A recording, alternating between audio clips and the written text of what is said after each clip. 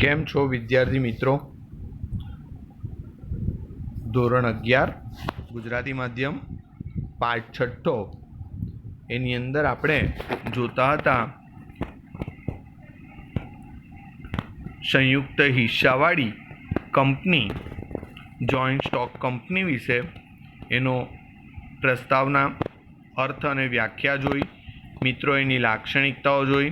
પહેલું, કાયદેસરનું વ્યક્તિત્વ, કાયમી અસ્તિત્વ, મૂડીનું નાના હિસ્સામાં વિભાજન, શેરની સરળ ફેરબદલી, સામાન્ય મોર, સંચાલન, સભ્યોનો દરજ્જો, સભ્ય સંખ્યા, સભ્યોની જવાબદારી, મૂળભૂત અધિકારો, શેર દીઠ મતાધિકાર. હવે વિદ્યાર્થી મિત્રો આપણે આગળ જોઈશું એના ફાયદા. પહેલું, વિશાળ મૂડી ભંડોળ. કંપની તેની મૂડીને નાના નાના હિસ્સાઓમાં એટલે કે શેરમાં વહેંચી નાખે છે. શેર દીઠ એટલે કે એક શેર દીઠ મતાધિકાર હોવાથી વધુ શેર ખરીદવાનું આકર્ષણ રહે છે. આની અંદર આપણે જોઈએ જેની પાસે જેટલા શેર એટલા એ મત આપી શકે છે. પરિણામે કંપની વિશાળ મૂડી એકઠી કરી શકે છે. બીજી વાત કરીએ શેરની સરળ ફેરબદલી. માન્ય શેર બજારમાં શેરની લે વેચ સરળતાથી થઈ શકતી હોવાથી કંપનીનો સભ્ય ઈચ્છે ત્યારે શેર વેચી નાણાં મેળવી શકે છે અને જરૂરિયાત પ્રમાણે શેર ખરીદી શકે છે. જો કે ખાનગી કંપનીના શેરની ફેરબદલી ઉપર નિયંત્રણ છે. ત્રીજી વાત, સભ્યોની મર્યાદિત જવાબદારી. શેરથી મર્યાદિત જવાબદારીવાળી કંપનીના સભ્યોની જવાબદારી તેમણે ખરીદેલા શેરની મૂળ કિંમત પૂરતી જ મર્યાદિત હોય છે. કંપની ફડચામાં જાય કે કંપનીનું વિસર્જન થાય તેવા સંજોગોમાં તેમણે શેરની મૂળ કિંમત કરતાં વધારાના નાણાં ચૂકવવાના રહેતા નથી. અલગ વ્યક્તિત્વ અને લાંબુ આયુષ્ય. કાયદા દ્વારા કંપનીને તેના સભ્યોથી અલગ વ્યક્તિત્વ અને અસ્તિત્વ મળતું હોવાથી કંપની લાંબુ આયુષ્ય ભોગવે છે. સભ્યના મૃત્યુ, નાદારી, મગજ અસ્થિર થવાના સંજોગો કે સભ્યો દ્વારા શેરની ફેરબદલીથી કંપનીના અસ્તિત્વને અસર થતી નથી. વિશાળ કદના લાભ. કંપની માટે મોટા પાયા પર ખરીદ વેચાણ અને ઉત્પાદન શક્ય બને છે. વિશાળ મૂડી ભંડોળ, આધુનિક યંત્રો, નિષ્ણાતોની સેવા, સંશોધન વગેરેને કારણે ઓછા ખર્ચે મોટા પાયા પર ઉત્પાદનના લાભ મેળવે છે. આથી કંપનીને આર્થિક વિકાસના એન્જિન તરીકે ઓળખવામાં આવે છે. કાર્યક્ષમ સંચાલન. નિષ્ણાતોની સેવા અને કાર્યકુશળ સંચાલકોને કારણે કંપનીનું સંચાલન વ્યવસાયલક્ષી અને કાર્યક્ષમ બને છે. સાતમું, લોકશાહી સંચાલન. સભ્યોએ ચૂંટેલા પ્રતિનિધિઓ એટલે કે સંચાલકો દ્વારા કંપનીનું સંચાલન લોકશાહી રીતે થાય છે. મહત્ત્વના નિર્ણયો સભ્યોની સામાન્ય સભામાં બહુમતીથી લેવાય છે. સમાજ અને રાષ્ટ્રને લાભ. જાહેર જનતા તેમની બચતોનું કંપનીના શેર, ડિબેન્ચર, જાહેર થાપણોમાં રોકાણ કરે છે. બચતને પ્રોત્સાહન મળે છે. રોકાણ ઉપર તેમને ડિવિડન્ડ અને વ્યાજની આવક મળે છે. મોટા પાયા ઉપર ઉત્પાદનના લાભ સમાજના લોકોને પણ મળે છે. રોજગારીની તકોમાં વધારો થાય છે. કેટલીક કંપનીઓ નફાનો અમુક ભાગ કલા, બગીચા, શાળા કોલેજ, રમતગમતના મેદાન વગેરે માટે ખર્ચે છે. કર્મચારીઓને પણ સ્વેચ્છાએ અનેક સુવિધાઓ પૂરી પાડે છે. કંપનીઓ કરવેરા દ્વારા કરોડો રૂપિયા સરકારને ચૂકવે છે. આ રકમ દેશના વિકાસ પાછળ પણ વપરાય છે. હવે વાત કરીશું મિત્રો મર્યાદાઓની. લાંબી અને ખર્ચાળ સ્થાપના વિધિ. વૈયક્તિક માલિકી અને ભાગીદારીની સરખામણીમાં કંપનીની સ્થાપના વિધિ લાંબી, જટિલ અને ખર્ચાળ છે. વિદ્યાર્થી મિત્રો, આપણે અગાઉ આ ટોપિક શીખી ગયા છે વૈયક્તિક માલિકી અને ભાગીદારી પેઢી, અને ત્રીજી વાત છે કંપનીની. તો વૈયક્તિક માલિકી અને ભાગીદારી પેઢીમાં કંપનીની સ્થાપનાની વિધિ લાંબી નથી હોતી, ખૂબ જ સરળ હોય છે, જ્યારે કંપનીની સ્થાપના વિધિ લાંબી, જટિલ અને ખર્ચાળ છે. કંપનીએ તેની નોંધણીનું પ્રમાણપત્ર મેળવવા માટે આવેદનપત્ર, નિયમનપત્ર જેવા દસ્તાવેજો તૈયાર કરી કંપની રજિસ્ટ્રાર સમક્ષ રજૂ કરવા પડે છે. આ માટે નિષ્ણાંતોની સેવા લેવી પડે છે. નિષ્ણાંતોને તેમની સેવા માટે વધુ ફી ઉપરાંત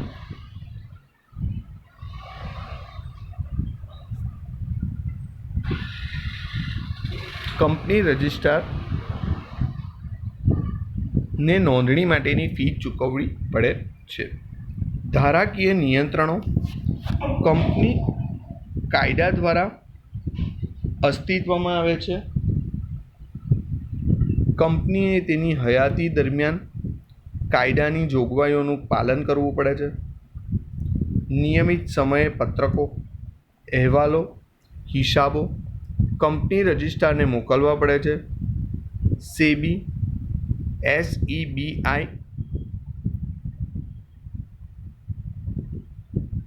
securities and exchange board of ઇન્ડિયાની કેટલીક જોગવાઈઓનું પાલન કરવું પડે છે. વહીવટી ખર્ચમાં વધારો. નિષ્ણાંતોને ફી ઊંચી ચૂકવવી પડે છે. વિશિષ્ટ અધિકારોને આકર્ષક પગાર આપવો પડે છે. સંશોધનો પાછળ ખર્ચ પણ ઘણો થાય છે, વગેરેથી કંપનીનો વહીવટી ખર્ચ પણ વધે છે. આપખુદશાહી વહીવટ સભ્યોને કાયદા દ્વારા ઘણા બધા હક્કો આપવામાં આવ્યા હોવા છતાં તેઓ કંપનીમાં માત્ર નામની જ સત્તા ભોગવે છે. શેર દીઠ મતાધિકાર હોવાને કારણે કેટલીક વ્યક્તિઓ જૂથ રચી સંચાલન પર કાબૂ મેળવે છે અને પોતાની ઈચ્છાઓ જ અમલ થવા દે છે. કંપનીના નાણાં, મિલકતો અને ખાનગી માહિતીનો પોતાના અંગત હિત અને સ્વાર્થ માટે ઉપયોગ કરે છે. રહસ્યોની જાળવણીમાં મુશ્કેલી. કંપનીએ તેના વાર્ષિક હિસાબો ફરજિયાત ઓડિટ કરાવી સભ્યોને તથા કંપની રજિસ્ટ્રારને મોકલવા પડે છે. કાયદા અનુસાર બીજી કેટલીક બાબતો જેવી કે ડિબેન્ચર પરત, બોનસ, શેરને લગતી બાબતો પ્રસિદ્ધ કરવી પડે છે. આથી રહસ્યોની જાળવણી મુશ્કેલ બને છે. નીતિ વિષયક નિર્ણયોમાં વિલંબ. નીતિ વિષયક નિર્ણયો લેવામાં સભ્યોની સંમતિ લેવી પડે છે.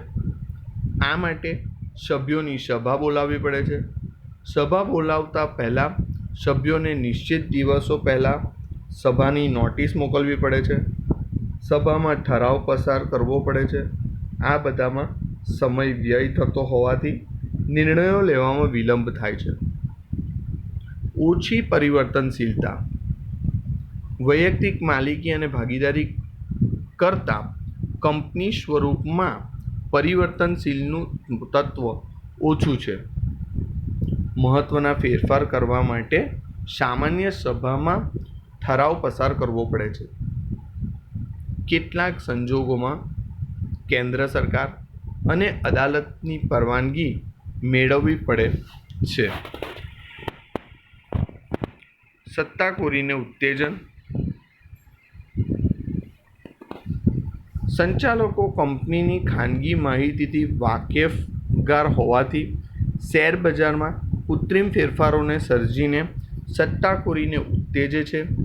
શેરમાં થતી સત્તાખોરીના નાના રોકાણકારોના આર્થિક હિતને નુકસાન પહોંચાડે છે. સમાજને ગેરફાયદા, કામદારોની હડતાલ, માલિકો દ્વારા તાળાબંધીનો ભોગ સમાજે બનવું પડે છે. માનવી કરતાં મૂડીનું મહત્ત્વ હોવાથી ઇજારાશાહીના દૂષણો પ્રવેશે છે, જેથી સમાજમાં આવક અને સંપત્તિની અસમાન વહેંચણી થાય છે.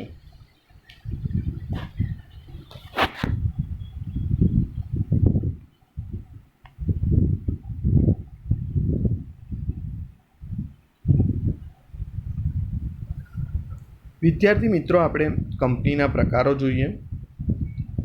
કંપનીના 4 પ્રકાર છે. એ, ખાસ કાયદા દ્વારા અસ્તિત્વમાં આવતી કંપની. બી, સભ્ય સંખ્યાની દ્રષ્ટિએ. સી, વર્ચસ્વની દ્રષ્ટિએ. ડી, નોંધણીના સ્થાનની દ્રષ્ટિએ. એમાં આપણે જોઈશું બી, સભ્ય સંખ્યાની દ્રષ્ટિએ. ફરીથી 3 વિભાગ પડે છે: જાહેર કંપની, ખાનગી કંપની, એક વ્યક્તિની કંપની. જાહેર કંપનીમાં વાત આવશે શેર મૂડીથી મર્યાદિત જવાબદારીવાળી કંપની, બાંહેધરીથી મર્યાદિત જવાબદારીવાળી કંપની, અમર્યાદિત જવાબદારીવાળી કંપની. ખાનગી કંપનીમાં શેર મૂડીથી મર્યાદિત જવાબદારીવાળી કંપની, બાંહેધરીથી મર્યાદિત જવાબદારીવાળી કંપની,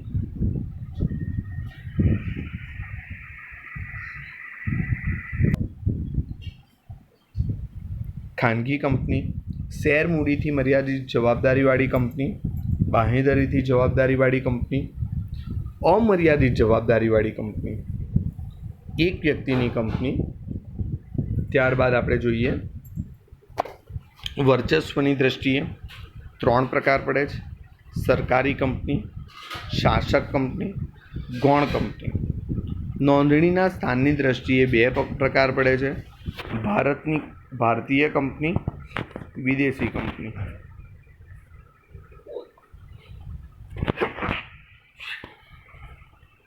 જોઈએ હવે પહેલી વાત, ખાસ કાયદા દ્વારા અસ્તિત્વમાં આવતી કંપની. સંસદ કે વિધાનસભાના ખાસ કાયદા દ્વારા અસ્તિત્વમાં આવે છે. દાખલા તરીકે reserve bank of India, life insurance corporation of India. સભ્ય સંખ્યાની દ્રષ્ટિએ પહેલી વાત, જાહેર કંપની. કંપની ધારા અનુસાર જે કંપની ખાનગી કંપની નથી તે જાહેર કંપની છે, જેમાં ઓછામાં ઓછા 7 સભ્યો જરૂરી છે. વધુમાં વધુ સંખ્યા ઉપર કોઈ નિયંત્રણ નથી. આ કંપની તેના શેર અને ડિબેન્ચર ખરીદવા માટે જાહેર જનતાને આમંત્રણ આપી શકે છે. શેરની ફેરબદલી ઉપર નિયંત્રણ નથી. જાહેર કંપનીના સભ્યોની જવાબદારીની દ્રષ્ટિએ 3 પ્રકાર પડે છે. પહેલું, શેર મૂડીથી મર્યાદિત જવાબદારીવાળી કંપની. કંપનીના સભ્યોની જવાબદારી તેમણે કંપનીના ખરીદેલા શેરની દાર્શનિક કિંમત પૂરતી જ મર્યાદિત છે. આ કંપનીએ તેના નામના છેડે લિમિટેડ શબ્દ લખવો પડે છે. બાંહેધરીથી મર્યાદિત જવાબદારીવાળી કંપની. કંપનીના સભ્યોની જવાબદારી તેમણે આપેલી બાંહેધરીની રકમ પૂરતી મર્યાદિત હોય છે. કંપનીના વિસર્જનના સંજોગોમાં સભ્યએ આપેલા બાંહેધરીની રકમ ચૂકવવી પડે છે. અમર્યાદિત જવાબદારીવાળી કંપની. આ પ્રકારની કંપનીના સભ્યોની જવાબદારી અમર્યાદિત હોય છે. કંપનીની મિલકતો કરતાં દેવા વધી જાય તો સભ્યો અંગત રીતે જવાબદાર બને છે. કંપનીના વિસર્જનના સંજોગોમાં સભ્યોએ તેમની અંગત મિલકતોમાંથી હિસ્સો આપવો પડે છે. આગળ વાત કરીએ ખાનગી કંપની. ખાનગી કંપની એટલે એવી કંપની જેના સભ્યોની સંખ્યા ઓછામાં ઓછી 2 અને વધુમાં વધુ 200 સુધી મર્યાદિત છે. ખાનગી કંપનીના શેરની ફેરબદલી ઉપર નિયંત્રણ હોય છે. જાહેર જનતાને તેના શેર કે ડિબેન્ચર ખરીદવાનું આમંત્રણ આપી શકતી નથી. ખાનગી કંપનીના સભ્યોની જવાબદારીની દૃષ્ટિએ 3 પ્રકાર છે. પહેલું, મર્યાદિત જવાબદારીવાળી કંપની. સભ્યોની જવાબદારી તેમણે ખરીદેલા શેરની દાર્શનિક કિંમત પૂરતી જ મર્યાદિત હોય છે. મર્યાદિત જવાબદારીવાળી ખાનગી કંપનીએ તેના નામને છેડે પ્રાઇવેટ લિમિટેડ શબ્દ લખવો પડે છે. બીજી વાત, બાંહેધરીથી મર્યાદિત જવાબદારીવાળી કંપની. કંપનીના સભ્યોની જવાબદારી તેમણે આપેલી બાંહેધરીની રકમ પૂરતી જ મર્યાદિત હોય છે. વિસર્જનના સંજોગોમાં સભ્યએ આપેલ બાંહેધરીની રકમ ચૂકવવી પડે છે. કંપનીએ તેના નામના છેડે પ્રાઇવેટ શબ્દ લખવો પડે છે. અમર્યાદિત જવાબદારીવાળી કંપની. કંપનીના સભ્યોની જવાબદારી અમર્યાદિત છે. કંપનીની મિલકતો કરતાં દેવા વધી જાય તો સભ્યો અંગત રીતે જવાબદાર બને છે. કંપનીના વિસર્જનના સંજોગોમાં સભ્યોએ તેમની અંગત મિલકતોમાંથી હિસ્સો આપવો પડે છે. આ કંપનીએ તેના નામમાં પ્રાઇવેટ શબ્દ લખવો પડે છે. ત્રીજી વાત, એક વ્યક્તિની કંપની. એક માણસની કંપની એટલે એવી કંપની કે જેમાં એક વ્યક્તિ સભ્ય હોય છે.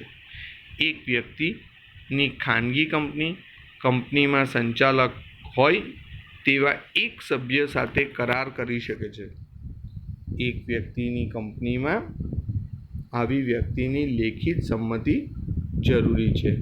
ઉપરાંત કંપનીની નોંધણી વખતે આવેદનપત્ર અને નિયમનપત્ર કંપની રજિસ્ટ્રાર સમક્ષ રજૂ કરવા પડે છે. એક વ્યક્તિની કંપનીની રચનાની જોગવાઈ 1956ના કંપની ધારામાં ન હતી, પરંતુ 2013ના કંપની ધારા અનુસાર ખાનગી કંપની એક વ્યક્તિની કંપની હોઈ શકે. વિદ્યાર્થી મિત્રો, આજના માટે આટલું જ. Thank you.